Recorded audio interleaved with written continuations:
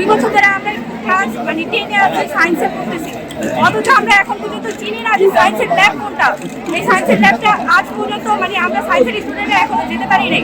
আমাদের যে পরীক্ষা নেওয়া হয়, আমাদের প্র্যাকটিক্যাল পরীক্ষার জন্য মানে প্রত্যেক বার্ষিকের মধ্যে টাকা নেওয়া হয়, তো আমরা একটা পরীক্ষার মধ্যেও যে প্রাপ্ত নাম্বারটা নিজেদের ক্রেডিটে আমরা কোনো একটা ভালো রেজাল্টের নাম্বারটা পাই না।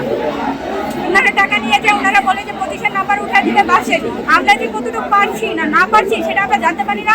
ওনারা টাকা নিয়ে তাদের মতো রেজাল্ট আমাদের দিয়ে দেয়।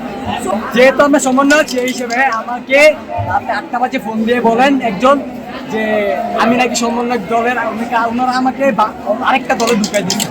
হ্যাঁ, ফোন দিয়ে বলে যে তুমি এরকম কোনো আন্দোলনে বা কোনো কিছুতে যাবে না, এরকম আমাকে ক্লিয়ারলি বলে দেয়।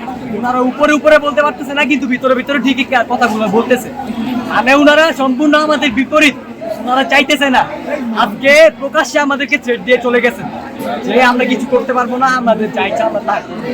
ঠিক আছে, আমাদেরকে বলা হয়েছে ওনারা 2 দিন টাইম চাচ্ছে। আমরা এই দাবি মানি না, আমরা চাই এক দফা দাবি, এই ম্যামের আমরা পদত্যাগ চাই। গত 11/8/2022 সালে অত্র বিদ্যালয়ে প্রধান শিক্ষক মৃত্যুবরণ করেন এবং 2023 সালে একজন সহকারী প্রধান শিক্ষক বদলি হয়ে অন্যত্র চলে যান বিদায় একজন প্রধান শিক্ষকের পদ এবং একজন সহকারী প্রধান শিক্ষকের পদ খালি আছে। অথচ বর্তমানে স্কুল পরিচালনা কমিটি শুধুমাত্র প্রধান শিক্ষক নিয়োগের বিজ্ঞপ্তি দিয়েছেন, সহকারী প্রধান শিক্ষক নিয়োগের ব্যাপারে কোনো কথা নেই। বর্তমানে ভারপ্রাপ্ত প্রধান শিক্ষকের প্রধান শিক্ষিকা পদে স্থায়ীভাবে বিনিয়োগের জন্য বর্তমান পরিচালনা কমিটি নানা রকম টালবাহানা করছেন।